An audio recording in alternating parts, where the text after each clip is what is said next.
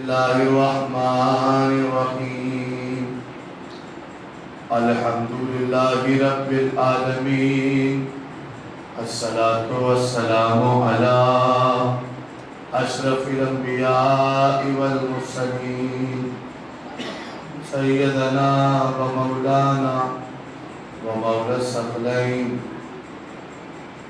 جد الحسن والحسین ابو القاسم محمد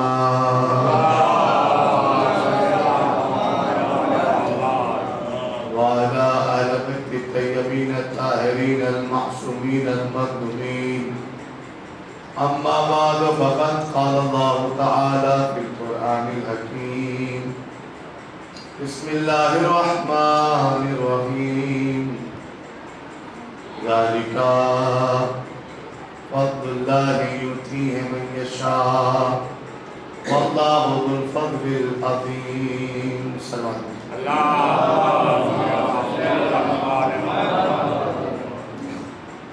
برادران بزرگان اور کرام، محرم کی 5 تاریخ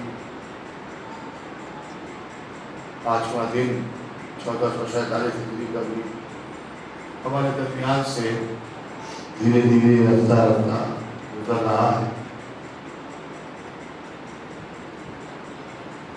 اور ہم سب مولا کی نظاری میں مصروف و مشغول ہیں، اس امید کے ساتھ، اس دعا کے ساتھ کہ اللہ ہماری اس محنت کو، ہماری اس خدمت کو قبول فرمائے اور ہم سب کو توفیقات میں عطا فرمائے۔ چنانچہ اعلان پروردگار ہو رہا ہے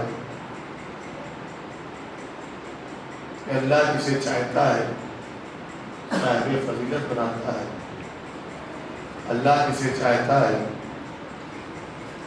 خیر والا بناتا ہے، عزت والا بناتا ہے اور فضیلتوں سے نوازتا ہے۔ کیوں؟ اس لیے کہ وہ صاحب فضیلت ہے، مالک فضیلت ہے، کائنات کا خالق ہے، جو چاہے وہ انجام دے سکتا ہے۔ میں آپ کی خدمت میں اس جانب آپ کی توجہ اور آپ کی فکر کو موڑنا چاہتا ہوں۔ دیکھیں اللہ کیسے کسی کو فضل سے نوازتا ہے، کیسے اللہ کسی کو صاحب فضیلت بناتا ہے۔ 2 قسم ہے فضل کی، ایک ہے عام، ایک ہے خاص۔ عام جو سب پر اللہ تھوڑا تھوڑا سب کو دیتا ہے، لیکن خاص اس کا مالک اللہ نے اہل بیت علیہ السلام کو بنایا ہے، اس کے علاوہ کوئی اور اس کا مستحق نہیں ہو سکتا، صرف اور صرف آل محمد علیہ السلام،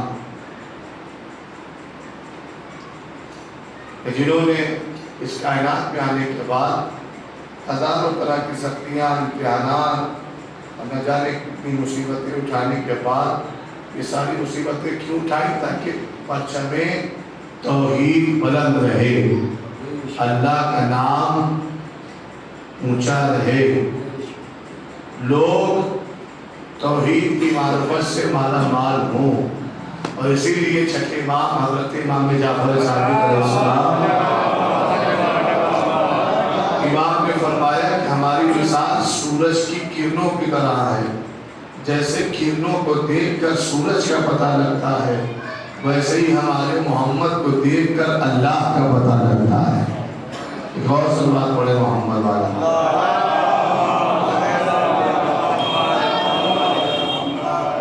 میں یہ کر رہا تھا صاحب کہ جس پر بھی اللہ کا فضل نازل ہو جائے کہ وہی صاحب فضیلت ہوتا ہے۔ اب اللہ نے سورہ نور میں ارشاد فرمایا، بسم اللہ الرحمن الرحیم، فی بیوت اذن اللہ ان ترفع ویذکر فیہا اسمہ یسبح لہ فیہا بالغدو والآصال۔ غور کریے گا، ارشاد ہو رہا ہے کہ اللہ نے ارشاد فرمایا کہ گھروں میں کچھ گھر ایسے ہیں کہ جن کو اللہ بلندی عطا کر رہا ہے، جن کو اللہ رفعت دے رہا ہے۔ آپ کو پتہ ہے وہ گھر کون سے ہیں؟ تو اللہ ارشاد فرما رہا ہے کہ ہم ان گھروں کو رفعت اور بلندی دیتے ہیں کہ جن گھروں میں اللہ کا ذکر ہوتا ہے، اس کی تسبیح ہوتی ہے۔ صلوات بھیجے محمد علیہ۔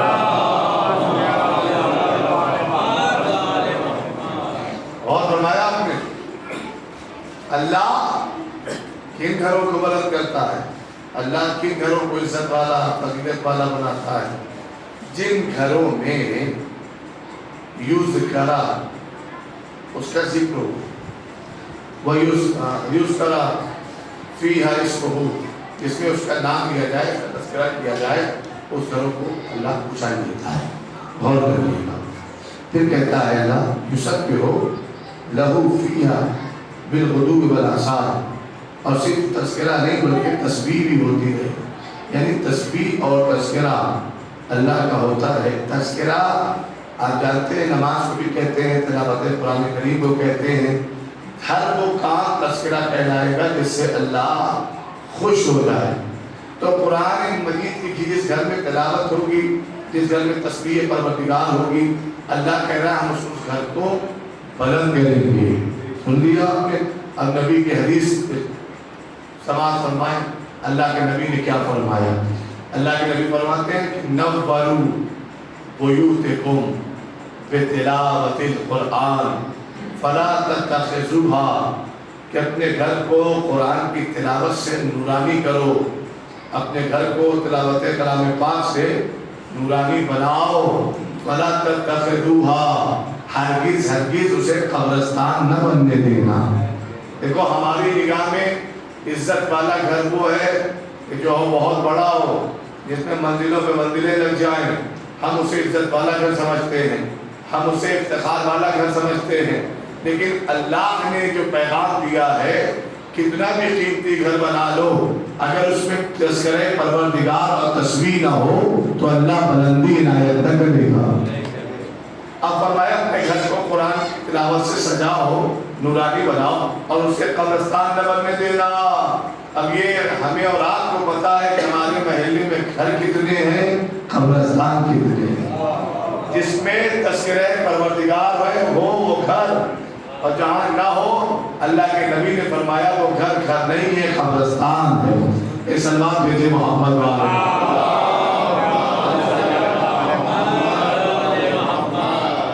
بہت ہی آسانی سے، لیکن میں یہ بات نہیں کہنا چاہتا، لیکن کہیں نہ کہیں ہمارے شعور میں یہ بات آ گئی ہے کہ صرف اور صرف ہم امام بارگاہ میں جانے کے بعد یہ سمجھتے ہیں کہ ہم نے دین اسلام کا جو حق ہے اس سے زیادہ نبھا دیا۔ سوچتے کہ نہیں سوچتے؟ ماتم کر دیا، نوحہ پڑھ دیا، یہ سب کی جزا ہے، کوئی شک نہیں، یہ سب کی جزا ہے، بے پناہ جزا، عظیم جزا انشاءاللہ ملے گی۔ لیکن یہ سوچنا کسی امام بارگاہ میں چلے گئے، محرم جب آیا، یہ کافی ہے؟ نہیں، غور فرمائیے گا، یہ کافی نہیں، بلکہ کیا کہہ رہا اللہ؟ اور گھروں کو فضیلت ملے گی جن گھروں میں اللہ کا تذکرہ ہو، تسبیح پروردگار ہو۔ اس کا مطلب یہ ہے کہ ذکر اہل بیت کے ساتھ ساتھ ذکر خدا بھی کرنا ہوگا، تب فضیلت انشاءاللہ ملے گی۔ اب آپ کی خدمت میں عرض کروں، یہ آیت جب نازل ہوئی ہے تو صحابہ کرام اللہ کے نبی کے پاس پہنچے اور کہنے لگے گا نبی اللہ، یہ جو آیت نازل ہوئی ہے فی بیوت اذن اللہ ان ترفع ویذکر فیہا اسمہ یسبح لہ فیہا بالغدو والآصال، یہ جو آیت نازل ہے اللہ کہہ رہا ہے کہ ہم گھروں کو بلندی دیں گے جن میں تسبیح پروردگار ہو، تذکرہ پروردگار ہو۔ یا نبی اللہ بتائیں کہ ان گھروں سے مراد کس کا گھر ہے؟ اللہ کے نبی نے ظاہری تفسیر جو بیان کی وہ یہ فرمایا کہ ان گھروں سے مراد انبیاء کا گھر ہے، نبیوں کا گھر ہے۔ بھائی صحابہ نے سوال کیا، نبی نے جواب دے دیا، بات تمام ہو گئی نا. انہوں نے کہا کہ اس گھر میں بڑا گھر کس کا ہے؟ تو نبی نے کیا بیان فرمایا؟ انبیاء کا. نبیوں کا گھر بڑا ہے. ٹھیک ہے، سوال ایک طرف سے ایک طرف سے جواب. لیکن تاریخ کہتی ہے کہ ایک شریر اور ایک ناہنجار قسم کا انسان صفوں کو چیر کر آگے آیا اور اس نے اللہ کے نبی سے ایک سوال کیا. فَأَشَارَ إِلَى بَيْتِ عَلِيَّ علیہ السلام، اپنی انگلیوں سے مولا علی کے گھر کی طرف اشارہ کیا اور کہتا یا رسول اللہ، کیا ان بڑے گھروں میں، نبیوں کے گھروں میں یہ علی کا گھر بھی شامل ہے؟ غور کر رہے ہیں؟ علی کا گھر بھی شامل ہے. دیکھیے اس کی نیت یہ تھی کہ نبی کہہ دے نہیں، نبی کہاں، علی کا گھر کہاں، تاکہ مسلمانوں کی نگاہ میں اہل بیت کا گھر اور یہ مقام کم ہو جائے. اب اس نے پوچھا، شیخین میں دوسرے نے پوچھا اللہ کے نبی سے، اشارہ کر کے مولا علی گھر کی طرف، کہتا ہے کیا ان بڑے گھروں میں یہ گھر بھی شامل ہے؟ اللہ کے نبی نے اس کا جملہ سنا، اس کی نیت اللہ کے نبی سمجھ گئے. فرمایا کہ خاموش ہو جا، بل ہیا من افاضلھا، علی کا گھر نبیوں کے گھر کے جیسا نہیں ہے، بلکہ میرے بھائی علی کا گھر نبیوں کے گھر سے افضل ہے. کیا ہے؟ افضل ہے. ہیا بل ہیا من افاضلھا، بلکہ انبیاء کے گھر سے افضل ہے. بھائی انبیاء کتنے ہیں؟ 1,23,999 نبی ہیں نا. ہر ایک نبی کے بیت سے جس کا بیت افضل ہو اسے علی کہتے ہیں. غور فرمائیے گا، نبیوں کے بیت سے افضل ہے علی کا بیت. تو اب ہوش سے ناخن لینے کی ضرورت ہے کہ نہیں؟ جب نبیوں کا بیت اس بیت کا مقابلہ نہیں کر سکتا تو غیر اہل بیت کا مقابلہ کیا کریں گے؟ سلوات بھیجے محمد والا.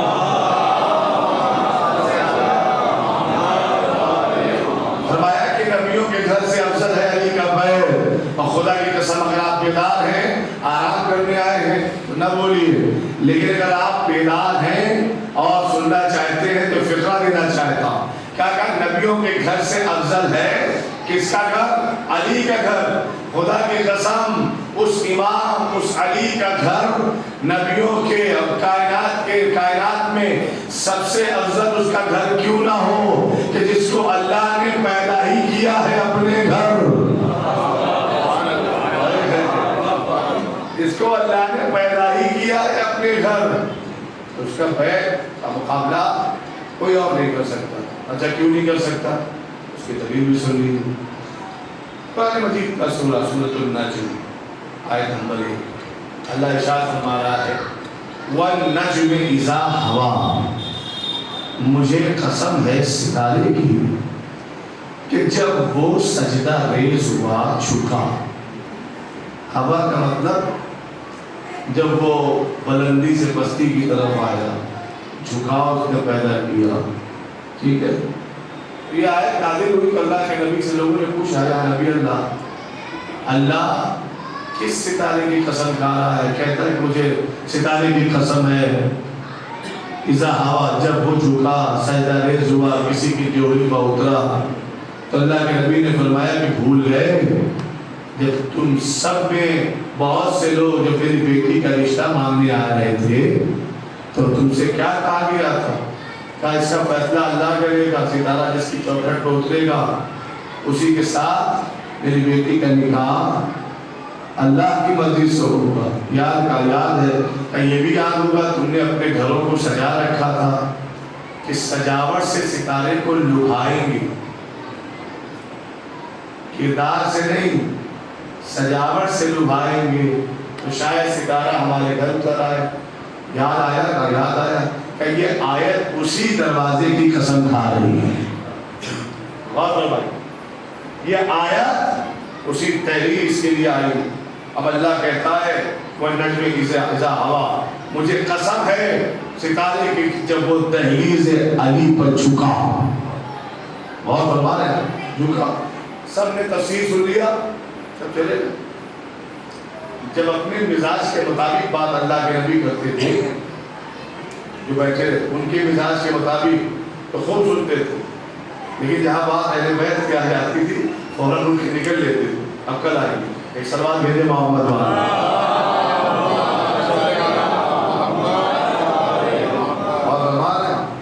اور میں آپ کی خدمت میں بتاؤں، عرض کروں کہ سب چلے گئے، لیکن بیٹھا کون رہا؟ وہ بیٹھا رہا کہ جس کو اپنے ایمان کا درجہ پتا ہے کہ وہ 10ویں درجے پائے. سمجھ گیا؟ کون؟ حضرت سلمان. حضرت سلمان کون ہے؟ کہا صحابہ صفہ میں ہیں. وہ جو 7 آدمیوں کی کمیٹی بنی تھی صحابہ کی، ان میں سے ایک حضرت سلمان. یوں فضیلت کے اعتبار سے ابن اہل بیت کے 10ویں درجے میں فائز ہے، لیکن سماجی اعتبار سے بھی اس زمانے میں آپ کا بڑا رتبہ تھا. صحابہ صفہ میں کہلاتے. صفہ ایک چبوترے کا نام تھا جس پر جناب سلمان سوتے تھے، لیٹتے تھے، بیٹھتے تھے. سمجھ گیا؟ تو لہذا بڑا ہی مرتبہ جناب سلمان کو حاصل ہے. اور اس زمانے میں ایک ملعون تھا جو جناب سلمان کو بہت پریشان کرتا تھا، اور ہر بار کہتا تھا سلمان علی سے محبت کا دم کیوں بھر رہا ہے، علی سے عشق کیوں کر رہا ہے، دیکھ تیرے پاس محل نہیں ہے، تیرے پاس مکان نہیں ہے، تیرے پاس کھانے کو اچھا کھانا نہیں ہے، لباس نہیں ہے. اگر واقعی جو اپنے مالک کو مولا مانتا ہے اور انہیں بااختیار مانتا ہے تو پھر ان سے اچھا محل کیوں نہیں مانگتا، اچھے لباس کیوں نہیں مانگتا، اچھا کھانا کیوں نہیں مانگتا؟ تو جناب سلمان نے ارشاد فرمایا کہ سن، یہ تو دنیا بھی جانتی ہے کہ اگر علی کا غلام سلمان اپنے مولا سے کچھ مانگے تو میرا مولا حد سے سوا دے گا. کبھی مانگتا کیوں نہیں؟ کہ اس لیے نہیں مانگتا کہ میں ایسی چیزوں کو لے کر کیا کروں گا کہ جو میرے بعد اسی دنیا میں رہ جائے. ایسی چیز کو لے کے کیا کروں گا جو میرے بعد اسی دنیا میں رہ جائے. میرے مولا نے تو مجھے وہ مرتبہ کو اختیار دیا ہے جو اس دنیا میں نہیں اس دنیا میں بھی کام آئے. دیکھیں صاحب کیا مرتبہ ہے. تو جناب سلمان نے پوچھا یا نبی اللہ، یہ جو قرآن قسم کھا رہا ہے وہ نجم اذا ہوا، مجھے قسم ہے تحریر مرتضیٰ کی، چاند ستارے کی، تو کہ وہ جھکا. تحریر آپ کو پتا ہے ستارہ کتنا بڑا ہوتا ہے؟ دنیا سے بڑا. تو بھی کیسے تحریر آ گیا؟ تحریر تو اس لیے آ گیا کہ دنیا کی ہر مخلوق کو پتا ہے کہ اگر حیثیت اور مقام چاہیے تو ان کے دروازے پہ بڑا بن کے نہیں.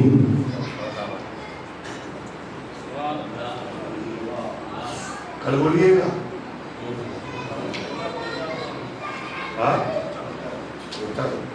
آپ کہیں گے دلیل بھائی ایک فرشتہ ہے جو ہے جنت کا دروگا، اس کے شانے پر لگا ہوا ہے 3 اسٹار، اور وہ زمین پر کسی دروازے پر آ کر کہتا ہے میں حسنین کا دردی، کہتا ہے نا. ہونا یہ چاہیے کہ جب ہم اور آپ کسی کے گھر جاتے ہیں تو کہتے فلاں کے پوتے، اپنا نام پہلے وہی بتاتے کہ فلاں کے پوتے دادا، میری دادی الہیہ، دادا ہمارے بہت مشہور تھے، ابا بہت مشہور تھے. کہتے نہیں یہ تعارف کا ذریعہ ہے. انسان تعارف اس چیز سے کراتا ہے جو چیز مشہور ہو. غور کریے. تو ہونا یہ چاہیے تھا کہ فرشتہ پہلے کہتا بی بی کہ میں جنت کا دروگا ہوں، لیکن اللہ نے درسی بنا کر بھیجا ہے. یہ کہنا چاہیے تھا نا. شاید رضوان کے بعد سنے اور آواز خاموش ہو جائے گی. میں جس تحریر پر کھڑا ہوں یہاں عہدے بتائے نہیں جاتے، عہدے مانگے جاتے ہیں. یہاں قسمت بنائی جاتی، دکھائی نہیں جاتی. غور کریے، بات آگے بڑھاتا ہوں. تو صاحب سلمان کہتے ہیں کہ مولا یا رسول اللہ دہلیز یہی ہے، بیوی سیدہ مولا علی کا یہی ہے. اس دن کے بعد سے سلمان جناب سیدہ کے گھر کے باہر رہنے لگا اور اپنی ریش مبارک سے جناب سیدہ کی تحریر پر جھاڑو کشی کرتے تھے، جھاڑو دیتے تھے. سلمان جھاڑو دیتے تھے. کون ہے؟ کائنات میں کوئی ایسا آدمی تلاش کر کے دیکھا اور اس کو پتا ہو کہ اس کا درجہ ایمان کا کتنا ہے؟ کوئی ہے جو بتا سکے کہ میں 5ویں پاؤں، 6ویں پاؤں، 4تھے پاؤں، 3رے پاؤں؟ کوئی نہیں ملے گا. لیکن سلمان کو ہے جس کو پتا ہے کہ درجہ کیا ہے. اور جس کو پتا ہے وہ اپنی ریش مبارک سے دہلیز فاطمہ اور دہلیز علی علیہ السلام پر جارو کشی کر رہا ہے۔ اب روایت کہتی ہے کہ شیخین میں کوئی ایک وہاں سے گزرا، آپ نے دیکھا سلمان جارو کشی کر رہے ہیں اپنی داڑھی سے، اپنی ریش مبارک سے، تو سلمان کو ٹوکا، سلمان کو روکا اور پوچھنے لگے سلمان کے بتاؤ کہ تمہیں اس دہلیز پر کیا مزہ ملتا ہے، کیا مرتبہ ہے اس دہلیز کا جہاں تم بیٹھے ہوئے ہو، علی کا دروازہ کیا بیٹھے ہوئے ہو؟ سلمان نے اس منحوس انسان کو دیکھ کر ایک بات ارشاد فرمائی، کہنے لگے سن، سلمان کے لیے در علی ہی سدرۃ المنتہا ہے۔ کیا ہے سدرۃ المنتہا؟ کیا ہے سدرۃ المنتہا؟ کہ جب نبی کو معراج ہوئی تھی، جس مقام پر نبی گئے تھے 7ویں آسمان پر، سلمان کہتے ہیں جو چیز 7ویں آسمان پر موجود ہے فرشتوں کے لیے اور دوسروں کے لیے، وہی چیز میرے لیے زمین پر فاطمہ کا در ہے، علی کا دروازہ ہے۔ اب صاحب شیخین میں وہ ناراض ہو گئے اور انہوں نے جا کے اللہ کے نبی سے کہا نبی اللہ، وہ کہتا ہے علی کا دروازہ سدرۃ المنتہا ہے۔ نبی مسکرائے اور کہنے لگے کہ بلال، سلمان، کیا تم نے یہ بات کہی؟ کہا یا رسول اللہ میں نے یہ بات کہی ہے۔ کیا کوئی دلیل ہے تمہارے پاس کہ سیدہ قد کی چوکھٹ، علی کی چوکھٹ سدرۃ المنتہا کی طرح ہے؟ کہتا ہے ہاں یا نبی اللہ میرے پاس دلیل ہے۔ کیا دلیل کیا ہے؟ کہ وہ سدرۃ المنتہا وہاں بھی اجازت لینی پڑتی ہے، یہاں بھی اجازت لینی پڑتی ہے، نہ بغیر اجازت وہاں فرشتہ جا سکتا ہے، نہ بغیر اجازت یہاں فرشتہ آ سکتا ہے۔ اور فرق ہے صرف فرشتہ ہی نہیں، سید المرسلین جیسا نبی بھی جب تک بی بی فاطمہ اجازت نہ دے تب تک ڈیوڑی نہیں لاتا۔ اور فرمایا آپ نے تب تک ڈیوڑی نہیں لاتا۔ تو لہذا فضیلت ہے اس بیعت کی کہ جو کسی اور بیعت میں رکھی نہیں گئی، اس گھر کی فضیلت ہے۔ جناب قنبر کا نام آپ نے سنا ہے۔ جناب قنبر ایک روز آئے جناب امیر کے گھر اور آنے کے بعد کہتے فضا کیا مولا کائنات گھر پہ ہیں؟ دو فضلیں اور سنیے، عظمت بیعت جناب فاطمہ و مولا علی۔ کیا کہا فضا؟ مولا ہیں؟ تو فضا نے کہا مولا ابھی ابھی تو آسمان پر گئے۔ قنبر نے بات سنی، تھوڑا سا تعجب ہوا، پھر چلے گئے مسجد کی طرف چلے گئے۔ اب مسجد کی طرف جانے لگے تو عجیب منظر دیکھا کہ فضا نے کہا تو مولا آسمان پر گئے ہیں اور مسجد کے دروازے سے حضرت علی نکلتے دکھائی دیے۔ قنبر کا دماغ برہم ہوا اور مولا کے قریب گیا، جا کر کہتا ہے کہ مولا فضا کا دماغ خراب ہو گیا۔ کیا کہ میں نے تو کہا کہ مولا سے ملنا ہے، تو وہ کہتی ہے کہ مولا آسمان پر ہے۔ کہ پھر تیرا عقیدہ کیا ہے؟ کہ مولا آپ سامنے ہیں، آپ ہی بتائیں کہ آپ کہاں ہیں۔ امام نے فرمایا میری دو انگلیوں کے درمیان دیکھ۔ اب قنبر نے جب دو انگلیوں کے درمیان دیکھا نا تو پہلے آسمان سے لے کر 7ویں آسمان تک بس قنبر کو علی ہی علی دکھائی دے رہے ہیں، علی ہی علی دکھائی دے رہے ہیں، مولا کائنات دکھائی دے رہے ہیں، جناب امیر دکھائی دے رہے تھے، خطب الاقطاب دکھائی دے رہے ہیں، حبیب الاحباب دکھائی دے رہے ہیں، مواضع حد السن دکھائی دے رہے ہیں، باب مدینۃ العلم دکھائی دے رہے ہیں۔ اب جب ہر مقام پر حضرت علی دکھائی دیے نا تو کہتا ہے قنبر مولا اب مجھے یقین ہو گیا کہ آپ آسمان پر ہیں۔ امام نے فرمایا فضا کی گفتگو پہ شک نہ کر قنبر، اس لیے کہ وہ اس گھر میں رہتی ہے جہاں صداقتیں پناہ لیتی ہیں، صداقتیں پناہ لیتی ہیں۔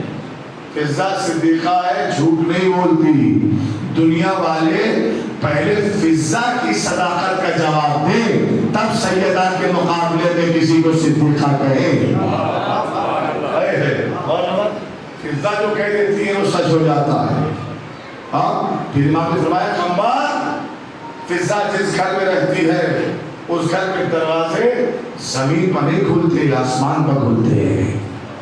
یہاں کا ہر فرد گھر میں بیٹھ کر لوح محفوظ کی تلاوت کرتا ہے، یہاں کا ہر فرد زمین پر بیٹھ کر لوگوں کی تقدیر میں کیا ہے، ہر ایک شے کا مطالعہ کر لیتا ہے۔ عزیزوں، یہ وہی گھر ہے، آپ کو پتا ہے کہ ایک دن رسول اللہ اپنی بیٹی کے گھر آئے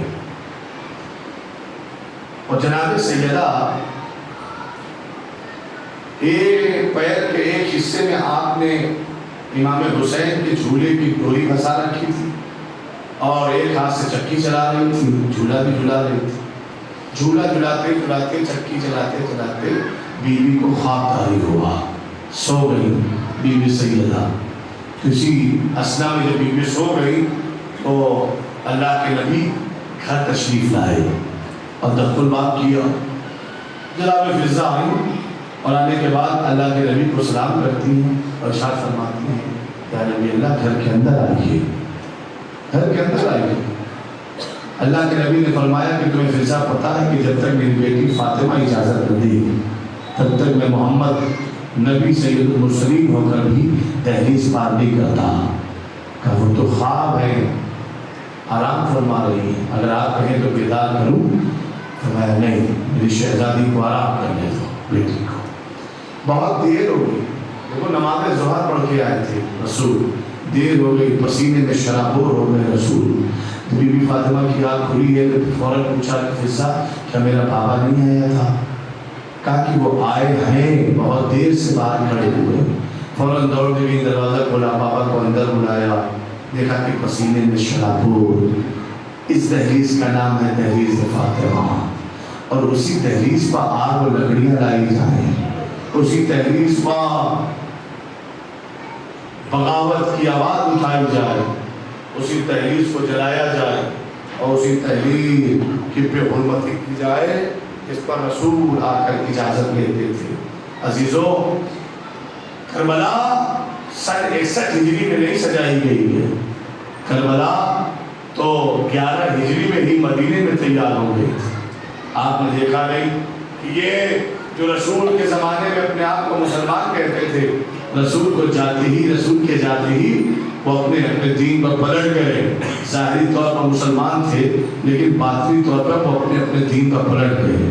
اگر دین پہ نہ پلٹے ہوتے تو کبھی نبی کی اکلوتی بیٹی کا گھر جلایا نہ جاتا، جلتا ہوا دروازہ پہلو پر گرایا نہ جاتا۔ تاریخ کہتی ہے کہ امام حسین علیہ مقام 2 محرم کو کربلا پہنچے ہیں اور نہر فرات کے قریب خیمے لگے ہیں، لیکن 4 محرم جب آئی ہے تو پھر یزیدی فرمان یہ آیا کہ فرات کے قریب سے خیمے ہٹا دیے جائیں۔ آپ کو میں نے کہا تھا نا کہ جب 2 محرم کو یہ قافلہ آیا تھا تو کربلا کا نام سن کے سب روئے ہوں گے، لیکن مولا عباس مسکرائے ہوں گے۔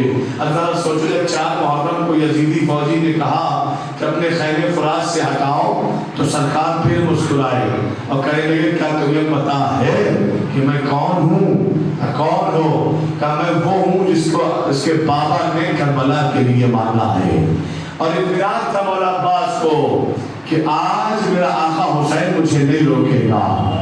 آج تو عباس بھی ہے، کربلا بھی ہے نا، لیکن جب خط کھینچا ہے تو امام حسین نے جناب زینب سے جا کے التجا کی، بہن زینب میرے شیر کو سنبھالو، اگر آج وہ بکھر گیا تو قیامت آ جائے گی۔ زینب نے مولا عباس کو اپنے خیمے میں بلا کر بس ایک ہی بات فرمائی، میرے بھیا عباس کیا زینب نے کبھی تم سے کچھ مانگا ہے؟ نہیں شہزادی۔ اگر آج مانگے تو منع تو نہ کرو گے؟ نہیں شہزادی۔ کہنے لگی ٹھیک ہے تو پھر خیمے فرات سے ہٹا دو عباس۔ فرات کے خیمے سے خیمے ہٹانے کے بعد کانوں میں ٹکرانی تھی نا کہ زمین کے بل سرکار بیٹھ گئے، کہنے لگے شہزادی اگر آپ نے آسمان کی تلابیں کہیں ہوگی تو عباس آسمان کی تلابیں کھینچ دیتا، لیکن یہ آپ نے اس سے کیا مانگا؟ ایک طرف فوج یزید ہے، دوسری طرف آقا عباس ہے۔ لوگ جناب زینب کے کہنے پر عباس نے فرات سے سارے خیمے ہٹا دیے۔ آپ سوچ سکتے ہیں کہ جب خیمے مولا عباس ہٹا رہے تھے اور ادھر ابن زیاد تو یزید کے سپاہی مسکرا رہے تھے تو عباس پر کیسی کیفیت بیت رہی ہوگی۔ یہ عباس کا سامنا عباس سے کربلا میں ہو رہا تھا، لیکن مولا عباس نے عباس جیسے جری و بہار تحمل نے صبر کر کے اور ایمان کی پیروی کر کے بتایا شجاعت لڑنے کا نام نہیں ہے، شجاعت اپنے امام کی اطاعت اور پیروی کرنے کا نام ہے۔ روزاداروں خیمے بھی ہٹ گئے نا 4 محرم کو، آج تو 5 محرم ہے، اور روایت کے مطابق ہمارے ہندوستان کے کہ ان 2 شہزادوں کا تذکرہ ہوتا ہے کہ جو ایک کے کاندھے پر ددیہال کی ذمہ داری ہے اور ایک کے کاندھے پر ننہال کی ذمہ داری ہے۔ آپ کہیں گے کیسے؟ تو آپ کو یاد ہے نا کہ جب مدینے سے زینب دونوں شہزادوں کو لے کے چلی تھی نا، تو پھر جناب عبداللہ نے فکر کہا تھا زینب ایک کو میری جانب سے قربان کر دینا اور ایک کو اپنی جانب سے قربان کر دینا۔ روزاداروں وہ دن آ گیا، شب عاشور امام حسین خیموں کا طلایہ کر رہے تھے تو دیکھا کہ زینب اپنے بچوں کو وصیت کر رہی ہے، اے میرے شہزادوں اپنے آپ کو علی اکبر کے برابر نہ سمجھنا، اپنے آپ کو قاسم کے برابر نہ سمجھنا میرے لال، کل صبح عاشور مقتل سجے گا نا تو تم سے پہلے اگر علی اکبر قتل ہو گیا تو معتوق نہ بخشے گی۔ جزاکم اللہ۔ یہ فکریں سن کر حسین رونے لگے۔ لو صبح عاشور نمودار ہوئی، دونوں شہزادے ماموں کی خدمت میں آئے، ماموں ہمیں مرنے کی رضا دیجئے۔ نہیں میرے شہزادوں، پھر خیمے میں جا کر واپس آئے نا تو کہتے ماموں اگر آپ ہمیں مرنے کی رضا نہ دیں گے نا تو اماں کہتی ہے کہ وہ دودھ نہ بخشے گی۔ حسین نے دونوں بھائیوں کو کلیجے سے لگایا، سینے سے لگا کر روئے حسین اور اجازت دے دی۔ اب تاریخ کہتی ہے کہ انہوں محمد چھوٹے تھے، کم سن تھے، ایک کو مولا عباس نے سوار کروایا، ایک کو امام حسین نے سوار کروایا، دونوں ماموں نے سوار کروا دیا نا، دونوں شہزادے میدان قتال میں آئے اور ایسی جنگ کی کہ بنو ہاشم کے بچے اور بنو ہاشم کے جوانوں کی یاد ان مرونوں کو یاد دلا دی۔ بہت تھوڑے سے وقت میں سارے سپاہیوں کو کھڑے دیا اور فرات کے قریب جا کے کھڑے ہو گئے نا، تو جو چھوٹے بھائی نے بڑے بھائی سے فکرہ کہا بھیا اگر ہمیں پتا ہوتا کہ ہمارا روح فرات کی طرف ہوگا، ہم فرات کا قبضہ کر لیں گے تو ہم سکینہ کا سوکھا ہوا مشکیزہ اور 6 مہینے کا بھیا علی اصغر جو چولہے میں پیاسا ہے ہم اس کے لیے پانی کی سبیل کر دیتے۔ لو اللہ تعالیٰ مجلس تمام ہوئی، قصہ داری کسی ایک جملے پر کر لینا۔ یہ خبر حضرت زینب کو خیمے میں ملی کہ میرے شہزادوں نے فرات کا قبضہ کر لیا ہے۔ زینب خوش نہیں ہوئی، مصلی بچھایا، دعا کے لیے ہاتھ اٹھائے، اے میرے اللہ زینب کی لاج رکھ لینا، اس لیے کہ میرے بچے چھوٹے ہیں اور 3 دن کے بھوکے اور پیاسے ہیں، کبھی پانی دے کے ارادہ نہ بدل جائے، اگر پانی پی لیا تو قیامت میں اپنی ماں فاطمہ کو کیا منہ دکھاؤ گے؟ جزاکم اللہ خیر الجزا۔ اللہ آپ کی آواز پر رحمت نازل فرمائے۔ عزیزانو یہ بات ہو رہی تھی نا، تاریخ کہتی ہے کہ 30,000 لوگوں نے جناب اون محمد پر حملہ کیا۔ دیکھو جب بچے چھوٹے ہوتے ہیں تو زیادہ تر ماں کا نام لیتے ہیں۔ اب روایت کہتی ہے کہ جب جناب اون محمد پر 30,000 لوگوں نے ایک ساتھ حملہ کیا نا تو جسم کا کوئی حصہ نہیں تھا کہ جہاں پر زخم نہ لگا ہو، اور جب بھی کوئی زخم لگتا تھا تو طلب کے شہزادے کہتے تھے اماں کو سزا دیتے تھے۔ لو عزیز زمین پائے نا آخری سلام اپنے ماموں کو کیا، عباس اور حسین مقتل چلے، دونوں بھانجوں کو زخمی زمین پر تلتا دیکھا، ایک کو اپنے زانوں پر حسین، ایک کو زانوں پر مولا عباس نے لٹایا اور دونوں شہزادوں کے لب ہل رہے تھے۔ دیکھا مولا حسین و مولا عباس نے اور دیکھا کہ لب ہل رہے ہیں نا تو اپنا کان لب کے قریب لے کر گئے تو عجیب فکرہ کہہ رہے تھے ماموں اماں سے پیغام پہنچا دینا کہ ہم نے فرات کا قبضہ ضرور کیا تھا لیکن ہم نے پانی نہ پیا، ہم دنیا سے پیار سے جا رہے ہیں۔ اللہ لعنت اللہ القوم الظالمین وسيعلم الذين ظلموا قلبی ينقلبون۔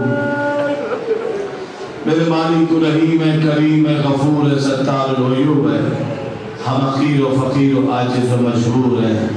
بحق اہل بیت علیہ السلام، بحق چادر معصومین، ہماری اس عبادت کو قبول فرما۔ میرے معبود ان آنسوؤں کو شہزادی کے رومال میں جگہ عنایت فرما۔ ہر وہ جگہ، ہر وہ مقام جہاں پر شہزادی شرح ہے میرے معبود، اس زمین پر اپنی رحمتیں، برکتیں، مغفرتیں نازل فرما۔ دشمنان دین جتنے بھی ہیں، اسرائیل، امریکہ، سب کو اس پر نابود فرما، اور جو حق کا دفاع کر رہے ہیں ایران، عراق، لبنان، انہیں میرے معبود ہر طرح کی کامیابی اور کامرانی عنایت فرما۔ دنیا ظلم و جور سے بھر چکی ہے، عدل و انصاف کرنے والے امام کے ظہور میں تاجیل فرما۔ ہم سب کو ان کی امان و حسن میں شامل ہونے کی توفیق عنایت فرما۔ ربنا تقبل منا انک انت السمیع العلیم۔ ماتم حسین۔